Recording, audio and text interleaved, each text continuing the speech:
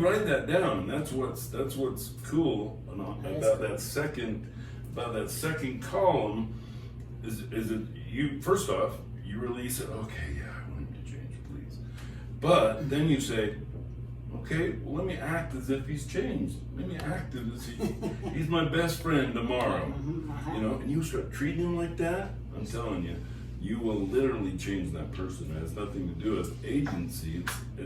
It's you know, maybe the golden rule, right? It's like we have very little agency. Salina and I, we've been working on the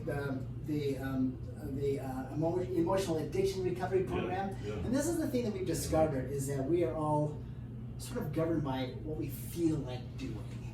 We'll tend to do what we feel like doing. We tend to be governed by this thing called the urge. You know what I'm saying? Yeah. You've dealt with emotion, you've dealt with addiction people, right? And it's the urge, it's the want to. Shut off the intelligent mind, and it'll do all kinds of crazy things.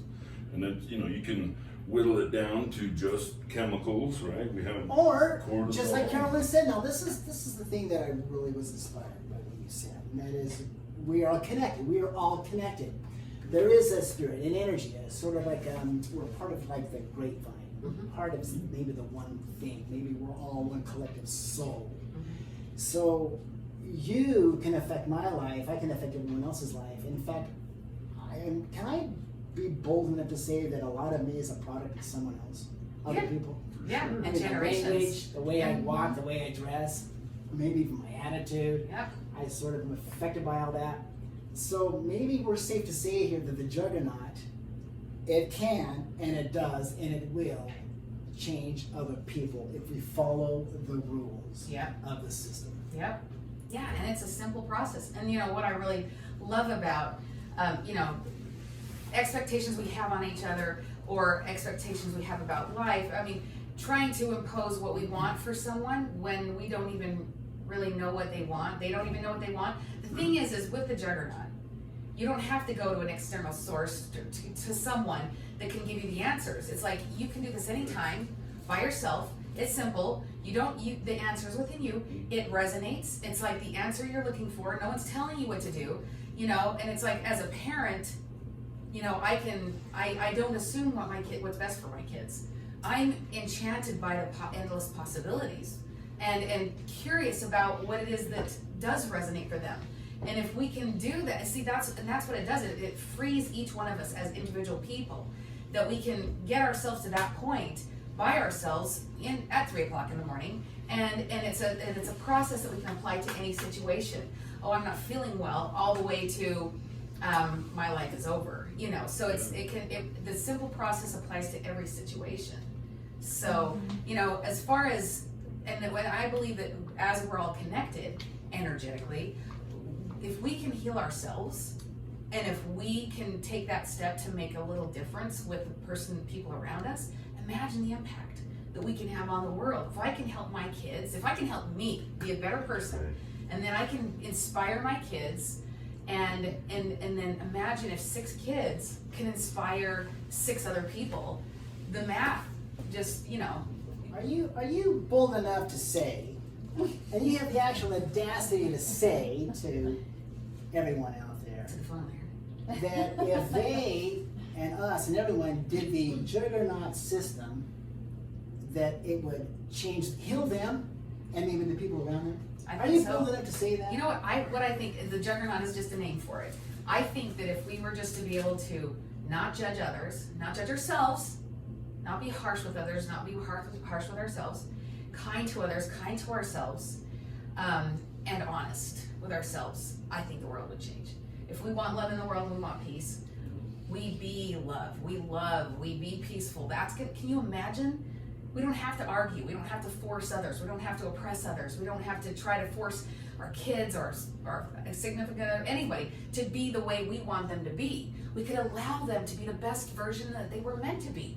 And it's remarkable, the miracles that would come from that. Can you imagine if everyone was, the magic inside of them was released? That's what I'm interested in. That's what can happen. Imagine if each person released that thing within them, the magic within them, and found their purpose. Imagine. Carolyn, I'd like to that was very well said, and I'd like to add on something that I have been thinking about, and it's coalescing in the moment. And this is from my own experience of feeling stuck in a general sense, not just in one situation or one particular issue in my life, but in general. And my perception has always been that other methods, other processes, this is a word that I get hung up on, that the process is difficult somehow. I'm speaking in general. Yeah. My experience with JuggerKnot has been that the two words that I want to use are ease and freedom. Yes, I love that. Very good. And what I am starting, again, down to the present moment, what I'm processing and learning about myself through the JuggerKnot is letting go of the assumption or the presumption that the changes that I need to make are going to be painful. They are going to be difficult. They are going to be complicated. And these are all assumptions. Yeah. And I think that as we've already illustrated very effectively in this columnar process of self-identification, is that ease starts to happen. And I have heard over and over again things like, put out to the universe and don't worry about the method, just envision where you want to be.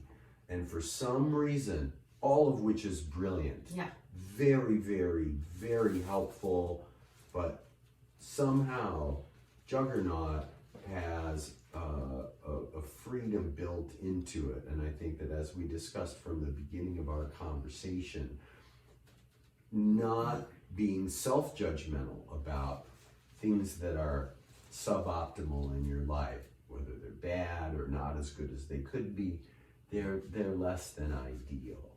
And going through this process is very powerful, and I think that that's the thing that I would really like to encourage folks to consider, is that I've looked at processes in the past and looked for complexity. And that in and of itself is a presumption that is preventing me from arriving at solutions. And for whatever reason, this just the most gentle difference in perspective of the way that the technique of JuggerKnot works has really been helpful for me to, as I say, increase this sense of ease that I have, that whether or not my desire for a different and better schedule it doesn't have to be judged in a context, simply putting that out there as a desire because it's my desire. And as someone, and of course I have referred already to my heritage and my upbringing as a Catholic, but somewhere baked into there, whether it be liturgy or environment or any of those things, really presumed into my thinking that my ideal is the most difficult place to get to. Yeah.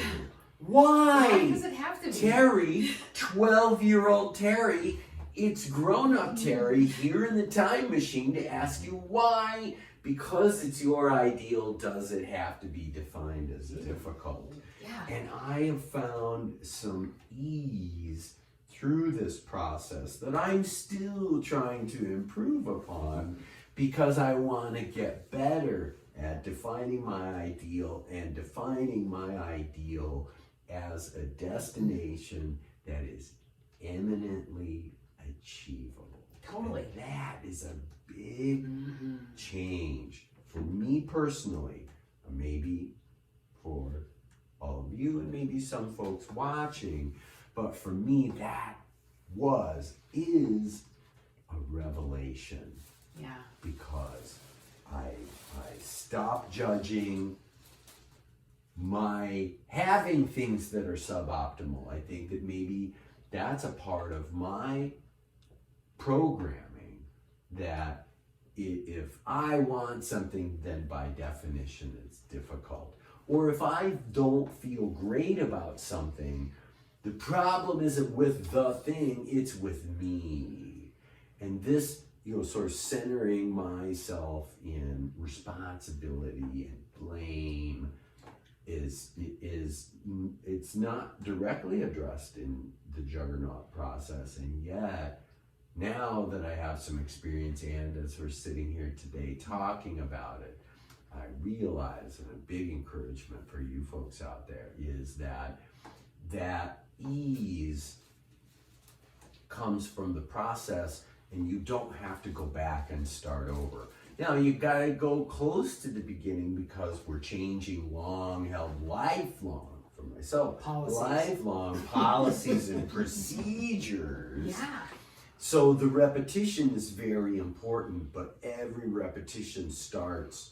And it adjusts. Yeah, and I want to say that that's a very powerful aspect about this, that whereas the first time when you and I sat together and I felt some friction and some difficulty in filling out that column. Look where you were though. You were in that place. And that's the darkness. And I experienced that too. And the thing that made it easier is I knew what I was supposed to do. Yes, you are right at the same spot. You weren't lost, were you? You weren't like, I have no idea what's going on here. I don't know where to go. How do I go about loving people? I know I was told that all my life.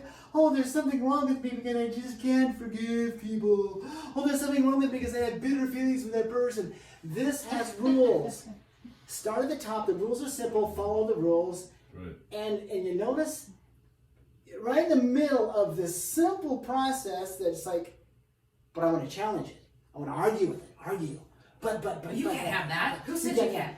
But yet I know all I'm told. Follow the rules. Okay, just answer the questions of column 1. Just put down the complaints. Okay, that's a simple. This is crazy. I'm being a bad person here. Ooh, I didn't know I was that wicked. Oh my gosh, I really do have dark feelings about the world and things. Keep writing. Okay. I don't want to. I gotta stop writing because I can't be that kind of. I don't want to be that. I don't want to enable that dark side of me. Keep writing. Okay, that's the rule. Follow the rules. Okay. Oh, I'm done with column 8. For column 1. That's interesting. Wow, I felt kind of good. I feel kind of good. That felt good admitting that. Admitting